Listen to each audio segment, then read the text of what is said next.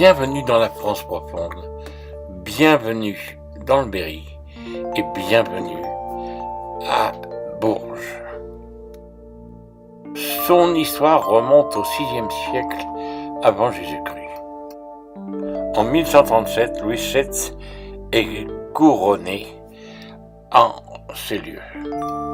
Quelques traces de son histoire ancienne. Ces maisons, face à la cathédrale, ont peut-être 5 siècles d'histoire. À partir de 1388, des règlements anti-incendie permettent d'édifier des maisons avec colombage, mais avec certaines normes de sécurité.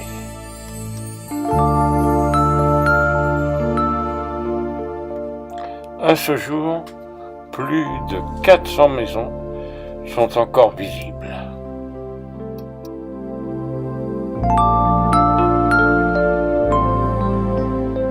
Sortir de la cathédrale, les portails étant derrière vous, vous tournez à votre droite et vous descendez vers la rue Bourbonou et la rue aux Juifs.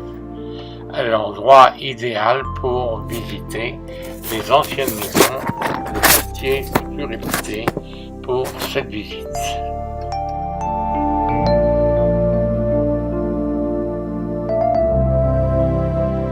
Vous ne serez pas gêné par les voitures, car dans ce quartier, la limitation et la possibilité des voitures est difficile, étant vu l'étroitesse de ces rues.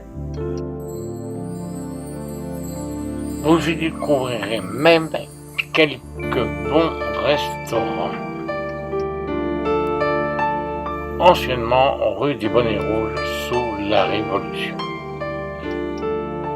Sans vous fatiguer, vous pouvez utiliser le petit train touristique qui part devant la cathédrale de Bourges côté sud.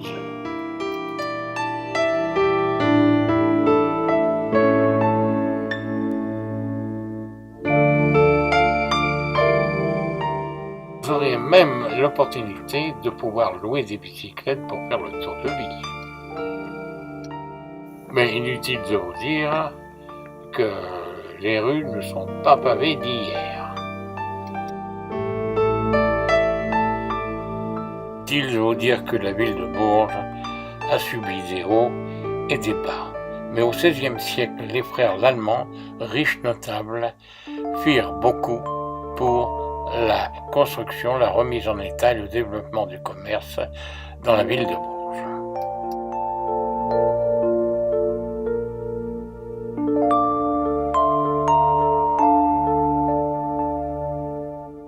En bas de la rue Bourbonou, vous arriverez donc sur la place Jordaine, qui autrefois était un haut lieu où s'assemblaient l'ensemble des commerces et des échanges de la région.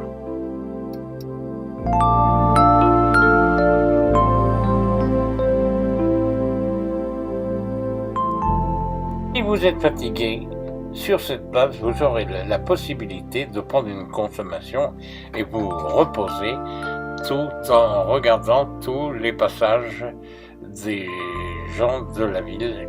L'endroit est très très animé.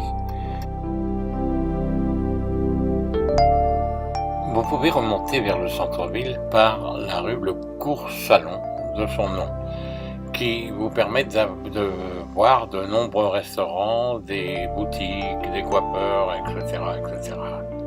Et cette rue est très très animée. Et certainement, vous ne serez pas ennuyé avec le trafic automobile.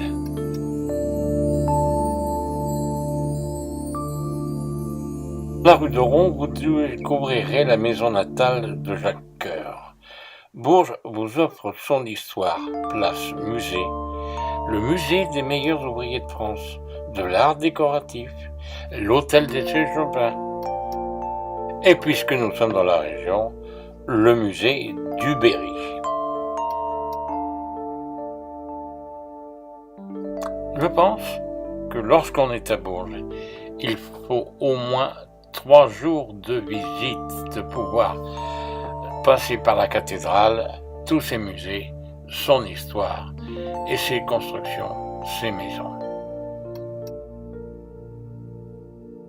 Nous finirons notre visite devant le palais Jacques-Cœur. Eh bien, nous voici devant la façade du palais Jacques-Cœur, et avec sa statue devant la maison.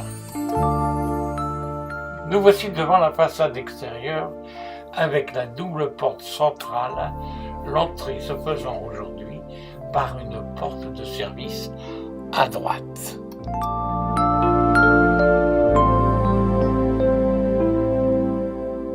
Le palais Jacques-Cœur est un hôtel particulier, situé à Bourges évidemment, considéré, de par l'élégance de son architecture, la richesse et la variété de sa décoration, comme un des plus somptueux édifices civils du XVe siècle.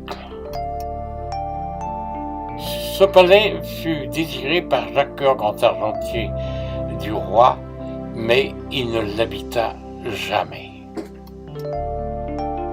Ce palais fut vendu à plusieurs reprises avec de bons bénéfices.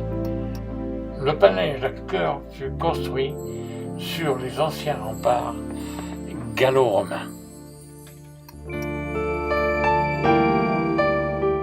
En 1923, l'État se porta acquéreur et fit toute une restauration qui dura pendant une période de 10 ans.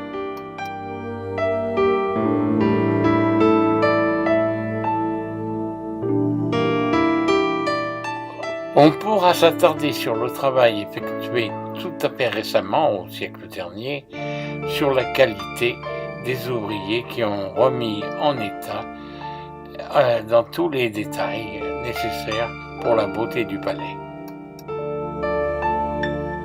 Nous voici devant le théâtre qui fut inauguré en 1860 après avoir subi un incendie. Théâtre à l'italienne, 528 places, il accueille pour le théâtre, pour les ballets, pour la musique, pour les conférences.